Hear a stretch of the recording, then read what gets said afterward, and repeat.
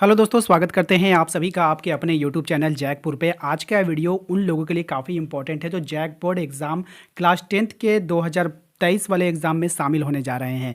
यानी अब कुछ ही दिन बचा है, 20 या 22 दिन बचा है आप लोगों के एग्ज़ाम के लिए। तो ये वीडियो उनके लिए काफ़ी इंपॉर्टेंट है जिसका तैयारी अभी भी कुछ खास नहीं हो पाया। तो आज के इस वीडियो में हम लोग साइंस का पार्ट 1 लेकर आए हैं जो ऑब्जेक्टिव होगा और विथ ट्रिक हम लोग इसमें याद करेंगे, यानी ट्रिक से याद करेंगे। आज के इस वीडियो में ही आपको सारा का सारा याद हो जाएगा। तो चलिए स्टार्ट करते हैं।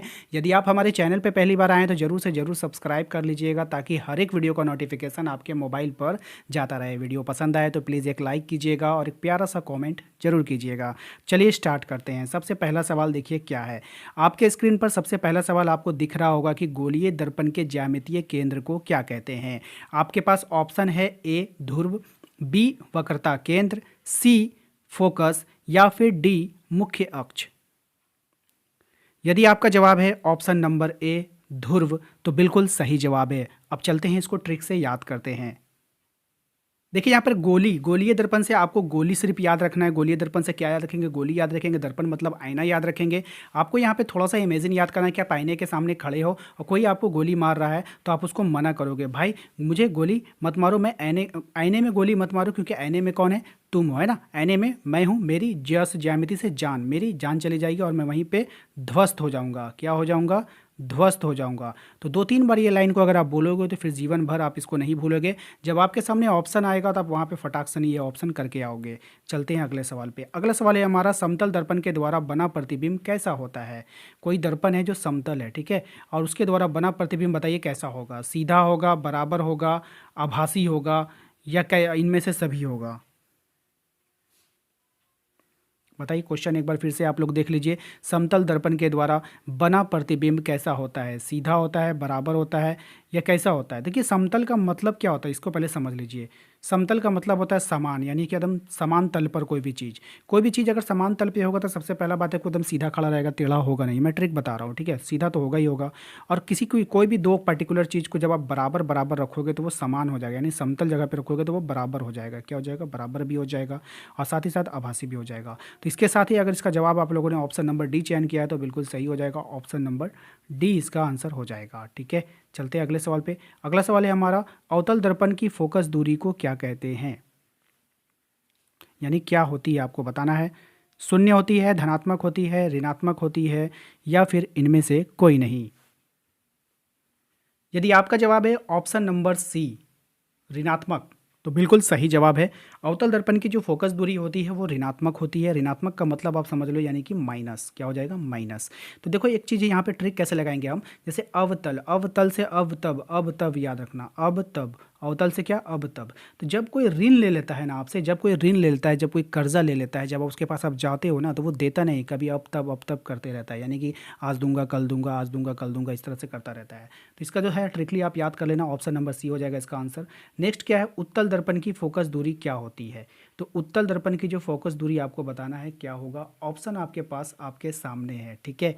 शून्य होगा, धनात्मक होगा, ऋणात्मक होगा या इनमें से सभी होगा। यदि आपका जवाब है ऑप्शन नंबर बी धनात्मक, क्या हो जाएगा? ऑप्शन नंबर बी यदि आपका जवाब है तो बिल्कुल सही जवाब है, ठीक है। इसका सही जवाब क्या हो जाएगा? ऑप्शन नंबर बी धनात्मक। उत्तल दर्पण की जो फोकस दूरी होती है वो धनात्मक होती है। इसको ट्रिक से कैसे याद रखेंगे, जैसे उत्तल है तो उत्तल से आपको ये याद रखना है कि उत्तल से उत्तर, उत्तल से क्या याद रखेंगे? उत्तर याद रखेंगे। तो भाई जिसके पास उत्तर रहता है ना, सभी प्रश्नों का जिसके पास उत्तर रहता है तो वो क्या होता है? बिल्कुल सरल व्यक्ति होता है और धनात्मक होता है, यानी कि पॉजिटिव होता है, ठीक है। वो एकदम कुछ बोलेगा नहीं क्योंकि भाई उसके पास सभी प्रश्नों का उत्तर है। वो चीटिंग भी नहीं करेगा, वो चोरी भी नहीं करेगा, वो नेगेटिव की तरफ नहीं जाएगा, वो हमेशा क्या करेगा? धनात्मक की तरफ जाएगा। वो हमेशा क्या रहेगा? पॉजिटिव रहेगा। भाई कौन रहेगा? जिसके पास सभी प्रश्नों का क्या रहेगा? उत्तर रहेगा। तो उत्तर से आपको उत्तर याद रखना है, ठीक है। तो इससे आप ट्रिकली याद कर पाओगे, ठीक है। नेक्स्ट देखिए क्या है, उत्तल दर्पण द्वारा बना प्रतिबिंब, ठीक है। तो उत्तल दर्पण के द्वारा क्या हो जाएगा? बना प्रतिबिंब कैसा होगा, ठीक है, ये बताना है। इस बार था फोकस दूरी पूछा था, अब आपसे पूछ रहा है कि उत्तल दर्पण के द्वारा जो बना प्रतिबिंब होता है वो होता कैसा है भाई? उल्टा होता है, सीधा होता है, वास्तविक होता है या आवर्धित होता है? यदि आपका जवाब है ऑप्शन नंबर बी सीधा, तो बिल्कुल सही जवाब है। इसको ट्रिक से कैसे याद रखेंगे, देखिए जिसके पास सभी प्रश्नों का उत्तर होता है, जिसके पास सभी प्रश्नों का उत्तर होता है वो तो पॉजिटिव होगा, आप लोगों को पता हो गया पहले। दूसरा क्या होगा कि अगर उसके पास सभी प्रश्नों का उत्तर है, उसके पास क्या है, सभी प्रश्नों का उत्तर, उत्तल दर्पण का बता रहे हैं, अगर उसके पास सभी प्रश्नों का उत्तर है तो वो बिल्कुल सीधा खड़ा रहेगा, ठीक है। वो इधर उधर झुकेगा नहीं, इधर उधर देखेगा नहीं, ठीक है ना, बिल्कुल आपके सामने सीधा खड़ा रहेगा और आप उससे जो भी सवाल पूछोगे वो आपका जवाब देगा, ठीक है। तो जिसके पास सभी प्रश्नों का उत्तर होता है वो क्या होता है, बिल्कुल सीधा होता है, ठीक है। तो उत्तल दर्पण से आपको उत्तर याद रखना है, ठीक है। और उत्तर जिसके पास होगा भाई तो वो क्या करेगा, सीधा खड़ा रहेगा, टेढ़ा थोड़ी ना खड़ा रहेगा, ठीक है। नेक्स्ट देखिए आपका, चिप के थैली में कौन सी गैस भरी जाती है। आपके पास ऑप्शन है नाइट्रोजन है, कार्बन डाइऑक्साइड, ऑक्सीजन या इनमें से कोई नहीं।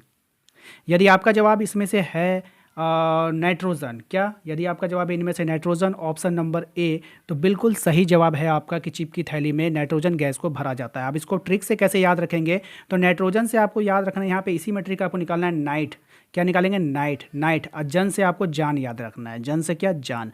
अगर आप चिप खाओगे रात में ना, अगर आप रात में चिप खाओगे तो नाइट में, नाइट्रोजन से क्या, नाइट में, अगर आप नाइट में चिप खाओगे ना तो आपकी जान चली जाएगी। अगर आप नाइट में चिप खाओगे तो क्या होगा, आपकी जान चली जाएगी। तो भाई नाइट में चिप खाना मत, देखो वैसे ये ट्रिक है, ठीक है, इसको सीरियसली मत लेना, खा सकते हो, ठीक है। नेक्स्ट देखिए क्या है, कली चूना पर जब जल डाला जाता है तो कौन सी अभिक्रिया होती है, ठीक है।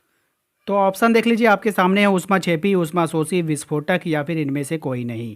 यदि आपका जवाब है इसमें से ऊष्मा छेपी यानी ऑप्शन नंबर ए, तो बिल्कुल सही जवाब है आपका, कली चूना पर जब जल डाला जाता है तो ऊष्मा छेपी अभिक्रिया होती है, ठीक है। अब इसको याद कैसे रखेंगे, ध्यान दीजिएगा, जब आप चूना पे जल डालोगे ना, चूना है यहाँ पर, चूना पे जैसे ही आप जल डालोगे तो यहाँ पे देखोगे ऊष्मा निकलने लगता है, ठीक है। जब आप इस पे जल डालोगे तो क्या होगा, ऊष्मा निकलने लगता है, हीट निकलने लगता है, धुआं निकलने लगता है, तो ऊष्मा छेपी हो जाएगा। ऊष्मा शोषी का मतलब होता है सोखना, यानी कि चूस लेना, तो वो चूसता नहीं है बल्कि और छोड़ता है, हीट निकलने लगता है। आप देखोगे वहाँ पे सारा चीज़ क्या हो जाएगा, गर्म हो जाएगा। जिस बर्तन के में आप चूना रखोगे और उसमें पानी डालोगे तो वो क्या हो जाएगा, पूरा तरीके से गर्म हो जाता है, ठीक है ना, ठीक है। यहाँ तक आप लोगों को समझ में आ गया होगा। चलते हैं अगले सवाल पे, ठीक है। अगला सवाल है, देखिए क्या है हमारा अगला सवाल है, शरीर में भोजन का पाचन किस प्रकार की अभिक्रिया होता है, संयोजन होता है, उपचयन होता है, प्रतिस्थापन होता है या इनमें से सभी होगा, ठीक है। यदि आपका जवाब है यहाँ पर उपचयन, क्या है, उपचयन, option number B, option number B अगर आपका जवाब है तो बिल्कुल सही जवाब है। शरीर में जो भोजन का पाचन होता है वो उपचयन अभिक्रिया होता है। इसको याद कैसे रखेंगे, देखिए कोई भी चीज़ हम लोग खाते हैं तभी ना वो पचता है, ऐसा थोड़ी कि हर चीज़ पच जाएगा, ठीक है। तो कोई भी चीज़ जैसे हम लोग खाते हैं तो हम लोग कोई भी चीज़ ऐसे तैसे नहीं खा लेते, उसको क्या करते हैं पहले, वो सबसे पहले उप से आप देखो कि उप मतलब होता है, उप का मतलब ले लो कि उच्च, ठीक है, उप का मतलब उच्च ले लो, इसको चौ बना लो, उच्च। और चयन यानी कि हम लोग उसको चुनते हैं, यानी कि जो उच्च क्वालिटी का होता है ना बाबू, उसी को हम लोग खाते हैं, जैसा तैसा नहीं खा लेते हैं, ठीक है। तब उसका क्या होता है, पाचन होता है, ठीक है बाबू। तो इस तरह से इसको ट्रिक में अप्लाई कर लेना, याद रहेगा आपको, ऑप्शन आसानी से छांट पाओगे। उसके बाद देखो क्या है, जंग लगना किस प्रकार की अभिक्रिया है, ठीक है, क्वेश्चन आपसे पूछ रहा है, ठीक है। क्वेश्चन आपसे कह रहा है कि जंग लगना किस प्रकार की अभिक्रिया, अगर हम इसके ऑप्शन को देखें, ऑप्शन को ध्यान से देखिए, ऑप्शन में कह रहा है संयोजन, वियोजन, विस्थापन या फिर सभी। तो देखिए यहाँ पर होता है क्या है, जब किसी चीज़ में, पहले आप इसका आंसर जान लो, ठीक है। अगर आपका जवाब है इसमें से संयोजन, option number A, option number A अगर आप जवाब देंगे तो ये आपका जवाब बिल्कुल सही हो जाएगा, ठीक है। संयोजन अभिक्रिया है, क्यों होता है, देखिए जब कोई रड होता है ना, ध्यान से देखिए, कोई रड है, इस रड पर जब कोई जंग लगता है तो क्या हो जाए, वो योग होता है, वियोजन नहीं होता है, विस्थापन भी नहीं होता, हटता नहीं है, संयोग करता है, क्या करता है, संयोग करके जुट जाता है, क्या होता है, जुट जाता है, ठीक है। और इससे संयोग होता है, उसमें भारीपन आ जाता है, ठीक है। तो संयोजन अभिक्रिया हो जाएगा, ऑप्शन नंबर ए इसका सही जवाब हो जाएगा। अगला सवाल है, कौन सा पदार्थ नीला लिटमस पत्र को लाल कर देता है। ऑप्शन आपके पास है अम्ल, क्षार, यहाँ पे छूट गया है, यहाँ पे क्षार होगा, इसको सही कर लीजिएगा, अम्ल, क्षार, लवण या फिर सभी। देखिए ये वाला क्वेश्चन काफ़ी इंपॉर्टेंट है, इसको अच्छे से आप लोग याद रखना है, इसमें हम एक ट्रिक बता देंगे।